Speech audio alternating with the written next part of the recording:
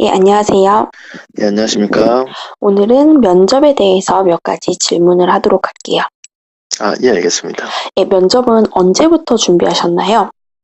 저 같은 경우는 이 체력 끝나고, 그 체력은 이제 끝나면 자기가 붙었는지 떨어졌는지 알 수 있잖아요. 그 체력 끝나고 그 다음날부터 저는 스터디 구에서 했었습니다. 네, 그러면 스터디는 꼭 구해야 하나요? 아니면 혼자는 할 수 있는 방법이 없을까요? 혼자 하셔도 어떻게 자료는 구할 수 있겠지만, 제가 생각하기에 그래도 말을 직접 해보는 게 정말 중요하다고 생각합니다. 이게 말을 했냐 안 했냐 차이가 정말 크게 느껴지거든요. 그래서 한번 해보는 게 정말 중요하다고 생각합니다. 네, 스터디는 그럼 어디서 구하셨나요? 저 같은 경우는 그 공무원 사이트 카페들 있잖아요. 거기서 구했었어요. 스터디는 이제 인원을 구할 때 점수가 좀 비슷한 사람들끼리 하는 게 좋은지 아니면 뭐 그런 건 상관없이 아무데나 들어가도 되는지에 대해서는 어떻게 생각하세요? 제가 생각하기에 그거는 점수는 별로 상관이 없는 것 같아요. 다만 저희 스터디 같은 경우는 다 점수가 좀 안정권이었던 친구들이었거든요. 그래서 조금 남들보다 좀 덜 열심히 했던 것 같아요. 좀 편하게. 그러면 점수대가 지금 커트라인에 걸쳐 있는 분들에게는 별로 좋지 않은 스터디 같은데 예. 어떻게 생각하시나요?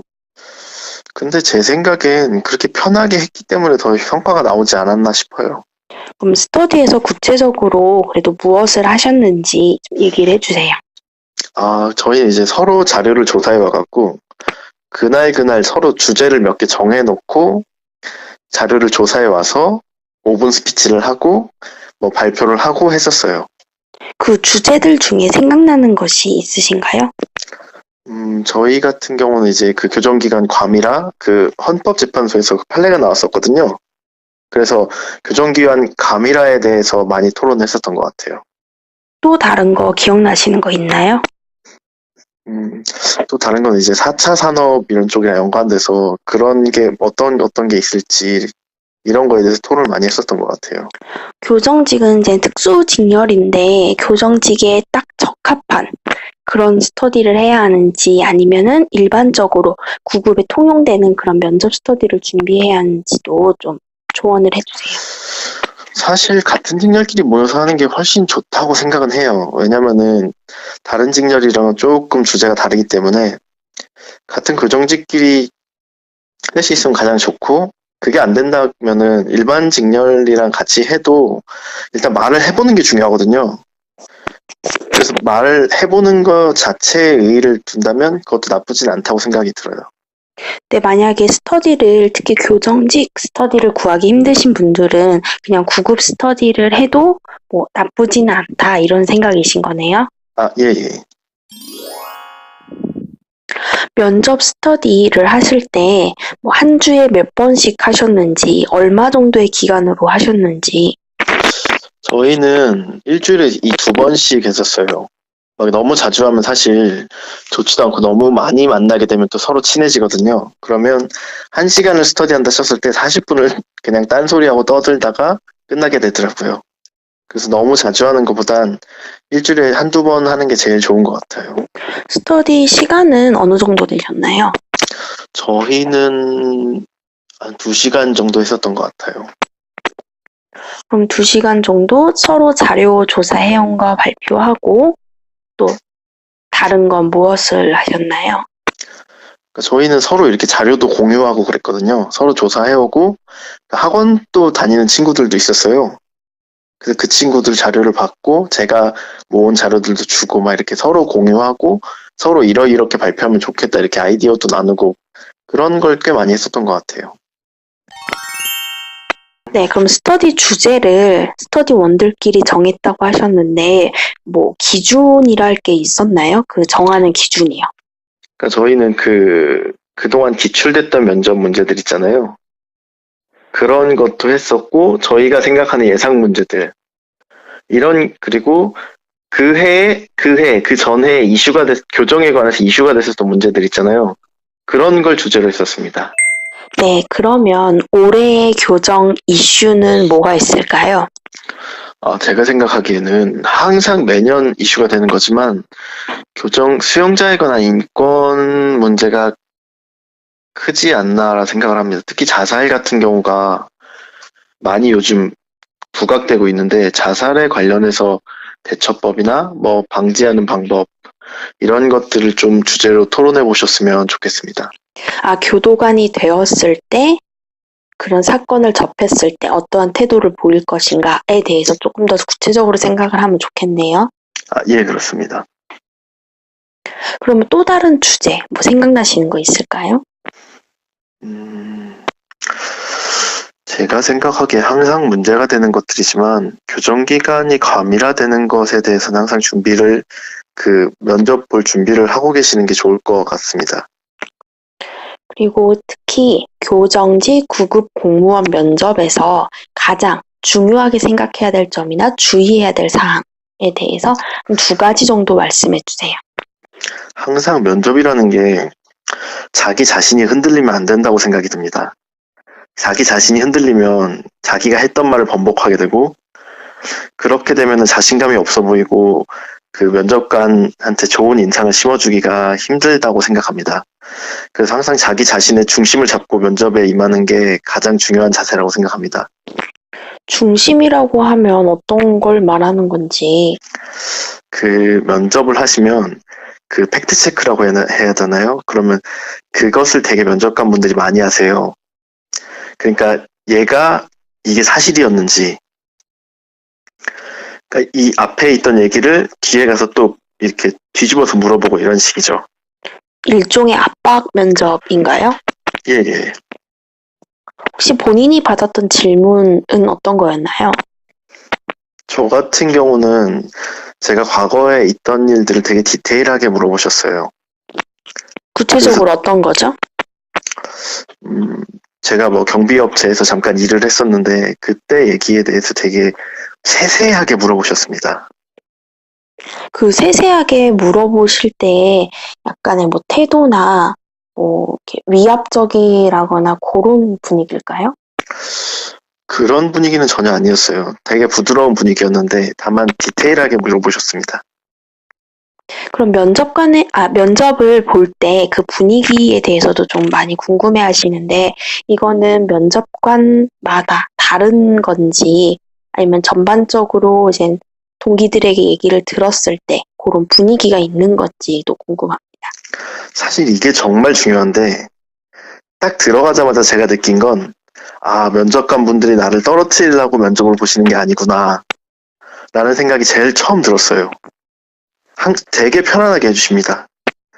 근데 떨리는 건 어쩔 수 없지만 그래도 되게 편하게 해주시려고 노력을 많이 하세요. 면접관 분들이. 면접관분은 몇 명이 들어오시고 또 면접 보는 사람들은 몇 명이 들어가게 되나요? 그 한 조에 한 6명, 8명 들어간 것 같은데 그 칸막이 같은 게 있어요. 그래서 그게 자기 혼자 들어가고 면접관 2분이 들어오십니다.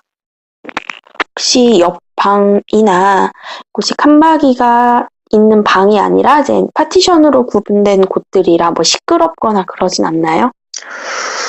남의 말 들을 경황이 없어요, 사실. 아무것도 안 들리고 제가 무슨 말 하는지도 모를 정도로 긴장한 상태라 정말 남의 말 들리지가 않습니다, 아예. 장소는 어디였었나요? 저희는 킨텍스에서 했었습니다, 일산에.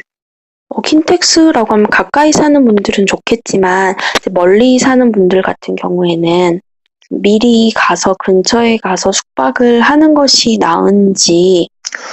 사실 부산 이렇게 사시는 분들은 그날 아침에 올라올 수가 없으시죠. 이게 면접이 오전조가 있고 오후조가 있는데 저 같은 경우는 오전조였습니다. 그래서 저는 그래도 서울에서 살아서 아침에 택시 타고 갔었거든요. 근데 부산이나 이쪽에 사시는 분들은 그 전날 오셔서 숙박을 하셔야 될 겁니다. 부산이야 당연히 숙박을 해야 되겠지만 수원이나 뭐 안성 뭐 이렇게 경기도 외곽 지역에 계신 분들 같은 경우에는 숙박을 하는 게 나은가요? 아니면은 아침에 그래도 그냥 가도 충분히 무난한 게 될까요? 그거는 자신의 기호라고 생각해요. 자기가 좀 잠이 많고 그러면 전날 오셔서 주무시는 것도 좋고 자기가 뭐 지장 없이 아침에 올 수 있다 싶으면 대중교통 이용해서 오셔도 되고 차 끌고 오셔도 되고요. 본인이 받았던 면접 질문 중에서 기억에 남는 것이 있으신가요?